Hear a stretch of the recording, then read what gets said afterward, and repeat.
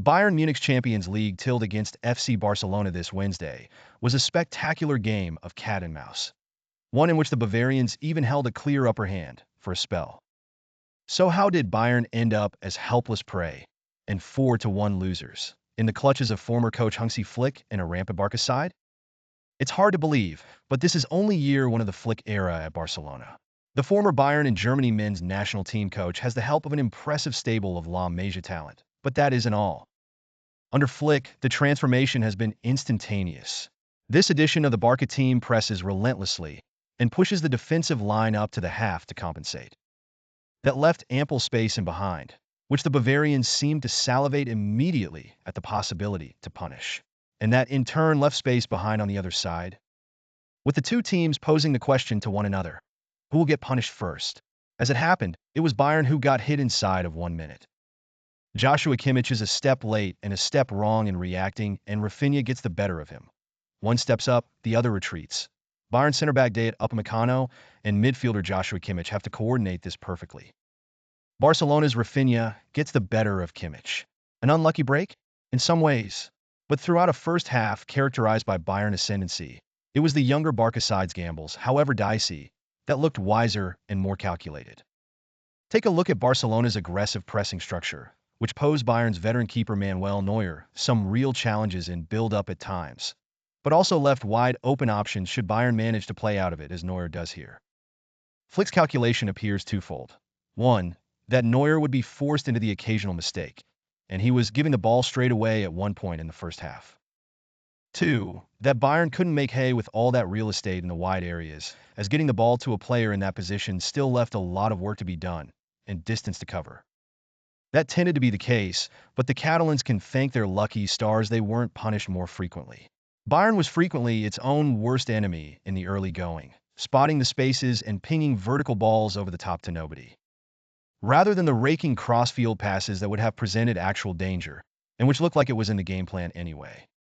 There is also the question of Vincent Kompany's lineup, or perhaps more accurately his available selections, as in the earlier example, where Neuer finds Michael Ollis all alone on the wings.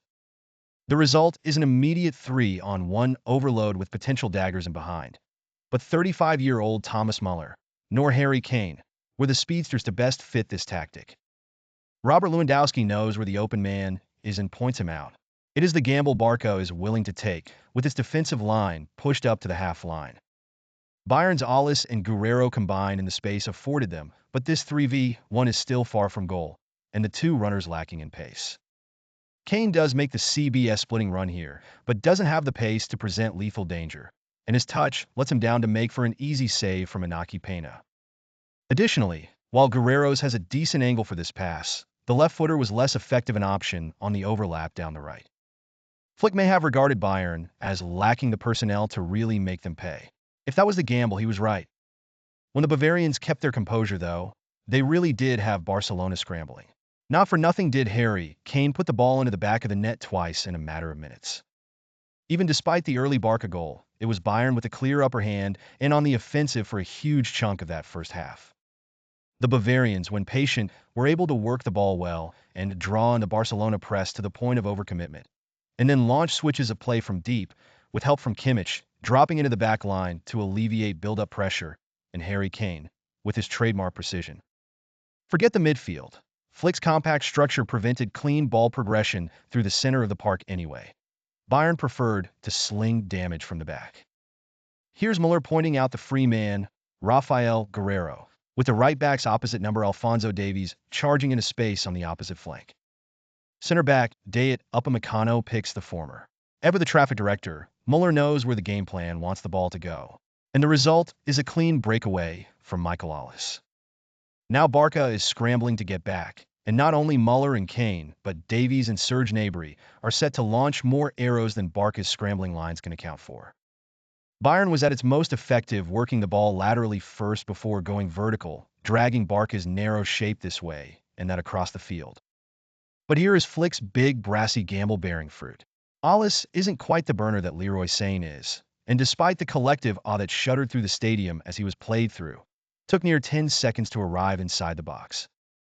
And when he did, he proved to be less than the stone-cold Champions League killer Sane has been in recent years, trying to thread a cutback through a thicket of bodies instead of lofting a cross up for Kane, Bayern's heading meister, or a totally unmarked Serge Gnabry arriving at the far post. Decisions like that would haunt Bayern all night. But it was without a doubt the Bayern game plan. Squeeze BARCA into one area of the field, ping the ball to the other, and run right.